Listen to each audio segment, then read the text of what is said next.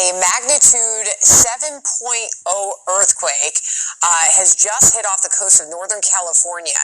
Another earthquake as well registering 5.0. It's prompted a rare tsunami warning for coastal areas near the California-Oregon state line, including the San Francisco Bay Area. You see that map right there, all those aftershocks. Over 10 have been reported so far. One of the strongest ones happened just about 10 minutes ago, a 5.0 just off the shoreline. You see that larger orange circle well offshore. That's that 7.0 that happened at 10:44 this morning. That was the large one. Now those aftershocks are slowly starting to creep closer to the San Andreas fault line, which is highlighted in that light red color along the California coast. So there are a lot of developments happening right now. This is Ferndale, so very close to the epicenter of the strongest quake that happened this morning.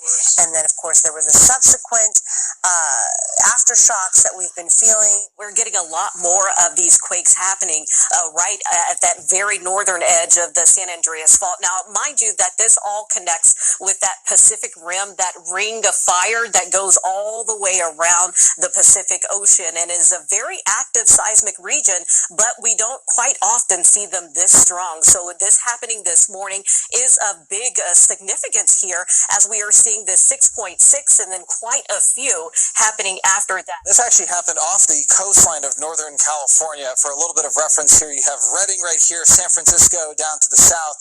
And so this was off the coastline. This is a 7.0 earthquake. As of right now, we're up to 60, actually 61 for the one that's not within this query box. But we have seen a lot of shaking offshore, and a few of them have been over land as well for Northern California. And the reason why we see this as a very active tectonic area is because we have the meeting of all of these plates, from the North American plate to the Pacific plate, and we have that where all of the land comes together and creates some very active seismic regions for the area. So it's a very significant earthquake. It's been more than 30 years since we've seen an earthquake of this size in this region of Northern California. The first video, this is from the Victoria Inn in Ferndale. You can see that door has collapsed, the glass is shattered, all the bar items and the drinks and the liquor, that has all fallen down.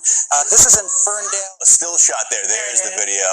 Yeah, so that's obviously sloshing around Kiana, and to an extent, that's the concern that could happen on a much broader scale. Absolutely, out in the Pacific Ocean. Exactly, and that's why we did have those warnings up. And this is a major earthquake, and I'm sure a lot of the times across the West Coast, they do get these more frequent, but this is a big deal. Yes, this is, you set it up into the major category for an earthquake. Thankfully, this was offshore, not by a huge margin, but it was offshore. We're just getting word from Dylan and Weather Command there was a magnitude 5.0 aftershock being felt. Dylan, that was offshore as well?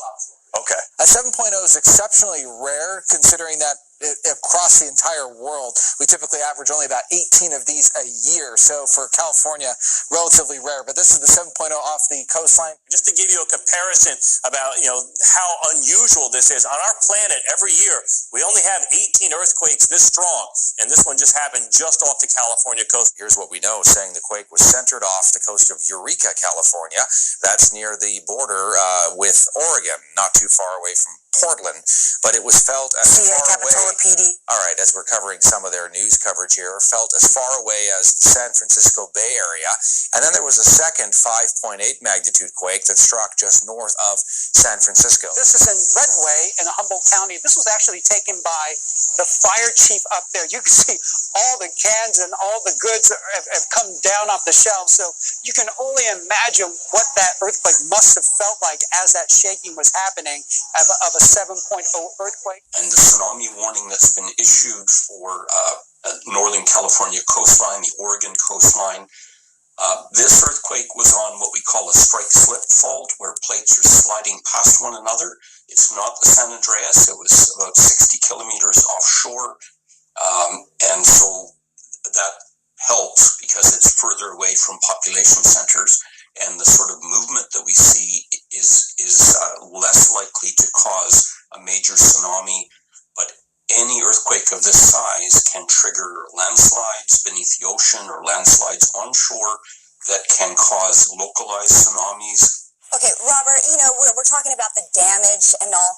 Back in 2022, the Humboldt area also had an earthquake, 6.4. 17 people died in that one. I mean, so we are talking about big numbers here. Are you at all surprised that California got a 7.0 this time around? Can you tell me how seismically active that part of the U.S. is, John?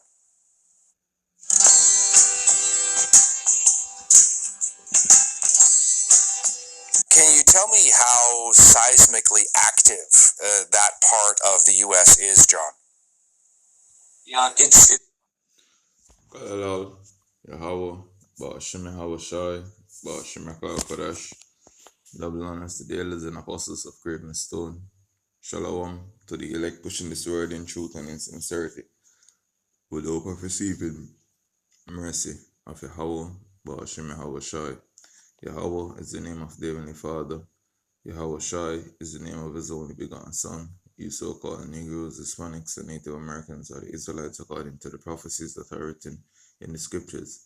I want to make it known that the RFID microchip is the MOTB. The serpent juice is the precursor to the MOTB. Yahweh Shai, whom the world ignorantly called Jesus, is about to make his return upon the earth to deliver his elect and to pour out judgment, as it is written. So I'm going to go straight into this lesson concerning measuring the times. As is written in 2 Esdras 9, verse 1. He answered me then and said, Measure thou the time diligently in itself, and when thou seest part of the signs pass, which I have told thee before, then shalt thou understand that it is the very same time wherein the highest will begin to visit the world which he made. Therefore, when there shall be seen earthquakes and uproar of the people in the world, then shalt thou well understand that the Most High spake of those things from the days that were before thee, even from the beginning. For as all that is made in the world at a beginning and an end, and the end is manifest, even so the times also of the highest have plain beginnings in wonders and powerful works, and ending in effects and signs. So when these events start to transpire upon the earth, knowing what these things represent, I go give you a more stable mindset than these individuals that are in the world, because a lot of things will transpire around the world now go bug out people. But we understand what these things represent. They represent the great and terrible day of Yahweh, Ba'ashim Yahweh Shai.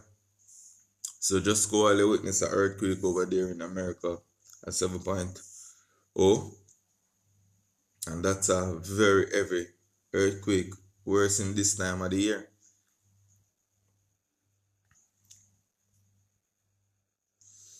And on record, this is one of the most evil storms them have recorded on the end part of the year, yo. Because Yahweh Ba'ashim Yahweh Shai showed, because we're at that time. So I got more clips to show you, because as it said, earthquakes and uproar of the people in the world. So let's see if these things are transpiring simultaneously. You are looking at this post here on social media coming from the State Department as we talk much more about an alert that was issued, a worldwide caution. Again, you can see it on your screen as they say social media posts on various platforms are calling for demonstrations at U.S. and Israeli facilities on Friday, October 25th. That is today. U.S. citizens should avoid demonstrations and exercise caution. Now, important to note that they aren't just saying this is happening in the U.S. They are saying across the globe, American citizens need to pay attention to this alert. No question, there is a lot to discuss right now, so I do want to bring in a friend of the show, Mark Chandler. He is, of course, the Director of Government Relations and a Professor of Practice at Coastal Carolina University, also a former Senior Defense Intelligence official. Thank you so much for taking the time to be here with us, Mark. And I did want to ask you here about this alert that has been issued, because obviously you have seen a lot of these that have come out over the years. And my question for you is, does that indicate that it is a severe situation and maybe there is possibly credible information that led to this? Well, first off, Josh, I'm very glad the State Department released this information to make our citizens around the world aware of the potential threat. Now they would not have released this if there was not some credible information, something that we're tracking behind the scenes that show that there is a legitimate threat, although they probably can't pinpoint it exactly to American and also Israeli citizens around the world, in these various locations. So what we do in the United States when we have this information of paralyzing his minority government and sympathizing with North Korea. While troops were on the streets and there were clashes between police and protesters outside Parliament when martial law was announced, demonstrators then demanded President Yoon be arrested. There is relative calm now, but the crisis has alarmed many around the world, with South Korea, a democracy firmly allied to the West, but sharing a border with communist North Korea. Both the US and the UK say they're deeply concerned about the situation. Well, Laura Bicker is live in Seoul for us tonight. Laura.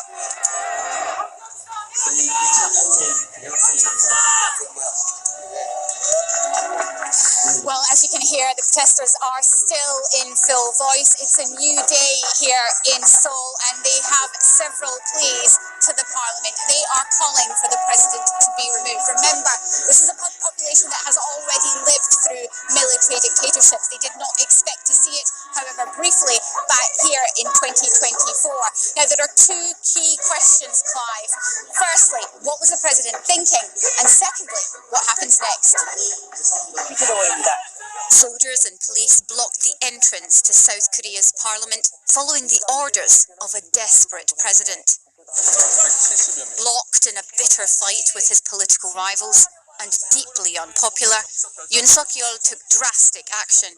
친애하는 국민 여러분, through this martial law, I will rebuild and protect the Free Republic of Korea, which is falling into the depths of national ruin. Within hours, thousands of protesters made it clear they would not comply with what they viewed as an attempted coup. Withdraw the martial law. Arrest Yoon, they chanted. I believe I should step forward and take action. Things like this should never happen. After watching the news, I felt anxious, and I also thought that this is such a national shame. Clashes broke out as police tried to hold them back, while helicopters thumped overhead. Meanwhile, members of the country's National Assembly battled their own military to take back their elected seats, getting there in whatever way they could. The vote was unanimous. Martial law was overruled, while the country's parliament bore the scars of the evening's chaos. Many protesters stayed in place and had to wait hours to hear that finally President Yoon accepted his brief attempt at military rule was over. The declaration of martial law lacks the necessary procedural requirements and was void from the outset. South Korea is a stable democracy, but it's also a noisy one. And today its parliament and its people roared at the most serious challenge to the country's democracy since the 1980s. Yeah, concern where you are. The drink that took their lives. And Taylor's Toronto finale. I think the city has really come together. It's created such a great community. And bricks, multiple cars set on fire as an anti-NATO pro-Palestinian demonstration degenerated into chaos on Friday night. 3 people were arrested. And politicians of all stripes are condemning the violence. What we saw was actually violence, hate, and anti-Semitism, and this has no place on our streets. An anti-capitalist group and a pro-Palestine group organized separate marches to protest a high-level NATO meeting at the Palais des Congrès, their goal to denounce NATO's complicity with Israel's assault on Gaza. The two demonstrations joined together around 6 p.m. and in the ensuing moments, fireworks were launched toward police, cars, satellites, windows deliberately shattered. Riot police dispersed the crowds with pepper spray. One officer and one civilian were left with minor injuries. This was nothing like lawful, peaceful protest. This was anarchy. Those arrested include a 22-year-old woman who's accused of assaulting a police officer, and 22 and 28-year-old men were accused of Oh, I'm gonna tell you, this is Canada. Canada. Alright. obstructing police work. All have been released. It's unacceptable, it's despicable, it's anti-Semitic.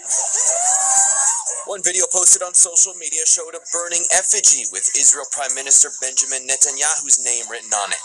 On X, Prime Minister Trudeau called the violence appalling, saying anti-Semitism, intimidation, and violence must be condemned. He said there must be consequences and rioters held accountable. Montreal Mayor Valérie Plante called the violence shocking and thanked police for making arrests. We have a lot of techniques, investigation techniques that showing us some faces, some details, so we're going to be able to arrest more people in the next days or next weeks. Montreal's chief of police said some of his officers were attacked, which he called intolerable. He said officers prevented an even worse outcome and that police will remain deployed in large numbers as the NATO conference continues through Monday. Dan Spector, Global News, Montreal. The man pretended to be bankrupt and came to his girlfriend's rural hometown to test her family's. The dark side of ADHD in men. Waking up tired. Task paralysis.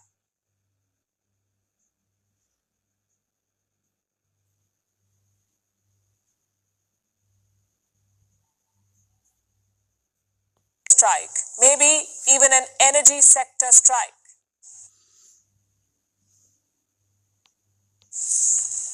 Our next story is about France. The country is facing yet another crisis. Their government may fall tomorrow before it completes even 3 months in power.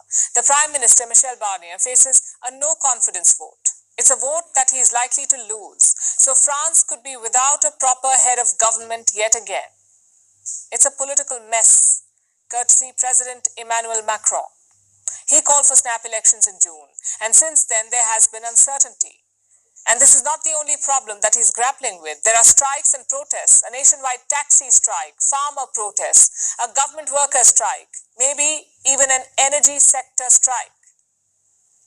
It seems every part of the French society is protesting, and now the government is about to shut down as well, as Paris gears up to host world leaders for the reopening of the Notre Dame Cathedral. Here's a report. A fire was lit in the streets of Paris today. Some wood was set ablaze, smoke bombs were set off, and about 500 people gathered around to voice their discontent. The protesters are taxi drivers. They are demonstrating all over France today. Some of them are driving slow on purpose. This has caused traffic jams all over the country. Together, the jams are about 500 kilometers long. The cab drivers are protesting against France's new budget for the year 2025. The budget will force people to take shared cabs to the hospital instead of taking an individual taxi during an emergency. It's a deeply unpopular move, and taxi drivers say they will lose money.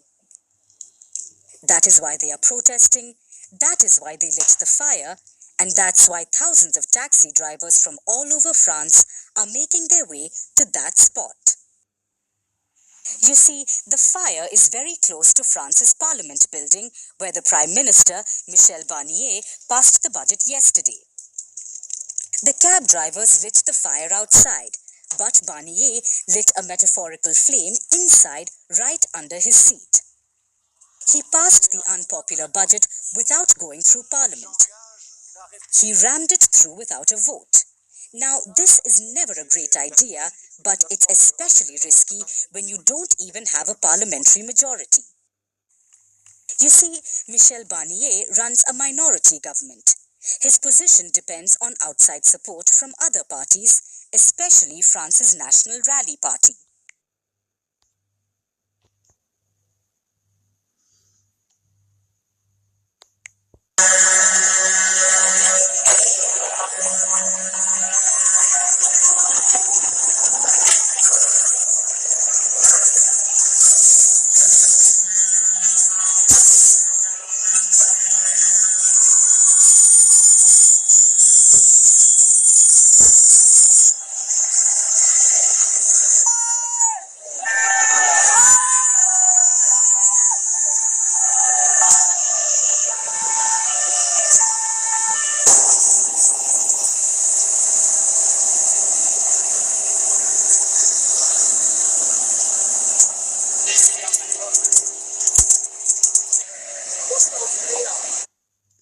So this is the world right now that we're living in, you know. You have uproars that take place all around the world. But out here in Jamaica, this is not being reported on heavily on the news, you know. Them not even a report what's really taking place in Jamaica heavily, you know. Them pick and choose what to put before you. But we're in some evil times. As the scripture says in Ephesians, we're redeeming the time because the days are evil. We're in these times, but these signs were foretold that these things are going to transfer before Yahweh Shem Yahushua is coming. So, I'm just going to close with this quick precept. This is 1 Thessalonians 5 verse 1. And I read, "But of the times and the seasons, brethren, ye have no need that I write unto you. For yourself know perfectly that the day of the Lord so cometh as a thief in the night. For when they shall say peace and safety, then sudden destruction cometh upon them, as travaileth upon a woman with child, and they shall not escape. But ye, brethren, are not in darkness, that day should overtake you as a thief." And a lot of our people, they are in darkness now because these things are transpiring now. But much people can look on these prophecies and know that, amen, the day of the Lord is nigh at hand. That is the thing. So the day of the Lord are going to come upon them as a thief, because them lack what? Knowledge and understanding, and them lack faith. Now, verse 5, "Ye are all the children of light and the children of day. We are not of the night nor of darkness. Therefore let us not sleep as do others, but let us watch and be sober." So this is the mind frame we're supposed to be in now, yo. Watching and being sober, observing all that is transpiring upon the earth. You know, so we can know the times that we're in by measuring the time diligently in itself according to the signs that are playing out. Because they're very clear before our eyes right now, yo. So with that, I want to say Kalalal, Yahweh, Ba'ashem Yahweh Shai, Ba'ashem Rakah Kodash. Shalom.